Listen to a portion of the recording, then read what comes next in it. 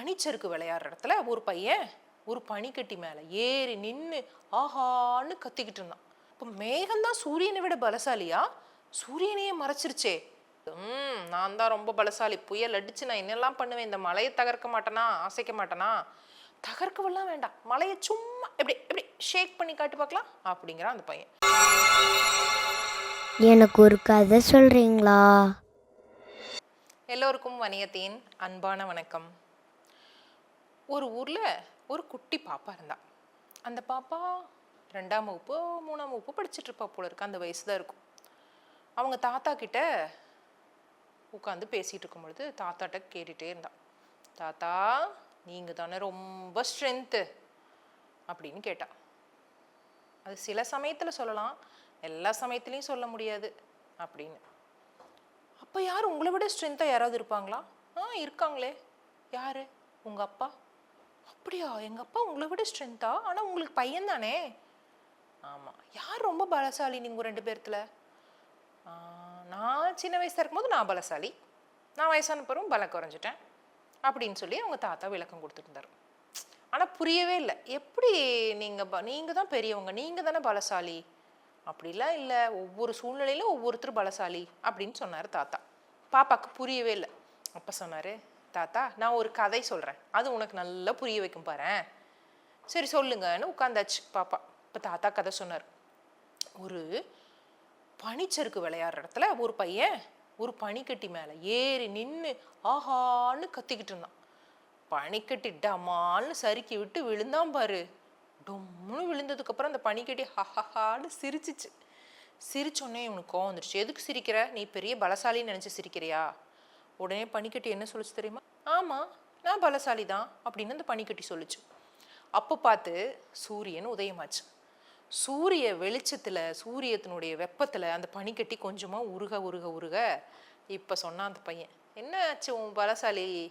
அவ்வளோதானா? அப்போ சூரியன் தான் பலசாலி இல்லை அப்படின்னு பேசாமல் உருகி போயிடுச்சு அந்த பனிக்கட்டி. இப்போ சூரியன் சொல்லிச்சு, நான் தான் ரொம்ப பலசாலி, நீ சரியாக கண்டுபிடிச்சிட்ட தம்பி அப்படின்னு சொல்லிக்கிட்டு நல்லா பெருமைப்பட்டு இருக்கும்போது மேகம் மூட்டத்தினால சூரியன் மறைகிறார். அப்போ இந்த பையன், ஓ அப்போ மேகம்தான் சூரியனை விட பலசாலியா? சூரியனையே மறைச்சிருச்சே. உடனே சூரியன், ஆமாம் ஆமாம், மேகத்துக்கு பின்னாடி இருந்து சொல்கிறார், ஆமாம் ஆமாம், மேகம்தான் என்னை விட பலசாலி, என்னவே மறைக்கிறான்ல அப்படின்னு. ஓ மேகம்தான் பலசாலி அப்படின்னு மேகத்தை பார்த்து, பலசாலி மேகமே அப்படின்னு அவன் சொல்லிட்டு இருக்கும் பொழுதே காற்று வேகமாக அடிக்க மேகங்கள் களைஞ்சு அங்கேயும் இங்கேயும் போயிடுச்சு. ஓ அப்போ மேகத்தை விட காற்று தான் ரொம்ப பலசாலியோ?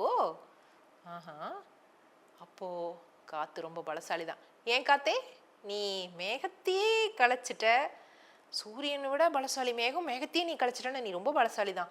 அதுவும் அங்கே ஒரு ஹில் இருக்குல்ல, மலை, அதை அப்படியே நகுத்து பார்க்கலாம்.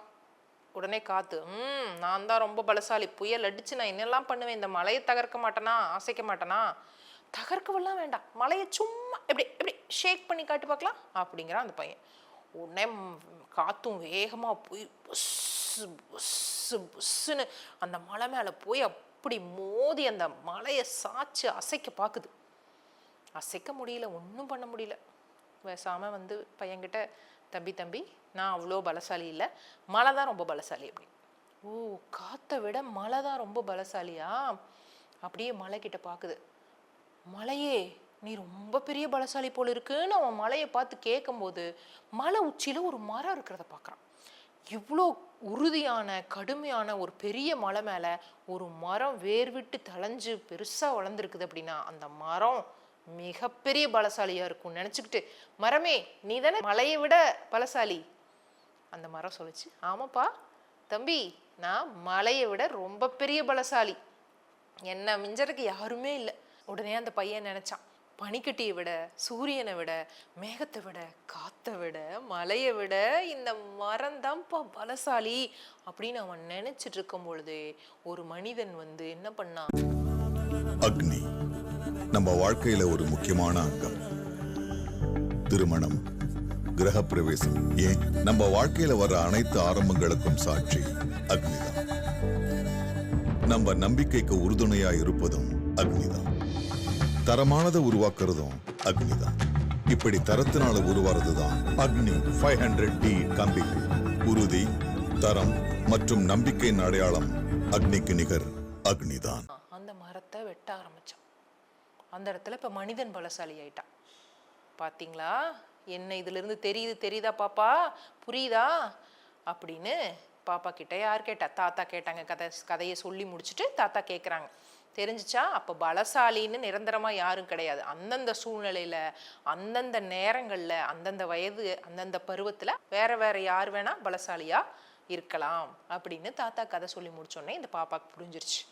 அப்போது ஒவ்வொரு நேரங்களில் ஒவ்வொரு இடத்துல ஒவ்வொருத்தர் பலசாலியாக இருப்பாங்க அப்படின்னு கதையை நல்லா புரிஞ்சுக்கிட்டா பாப்பா. உங்களுக்கும் கதை புரிஞ்சுது தானே? அப்போ சொல்லுங்கள், யார் ரொம்ப பலசாலி?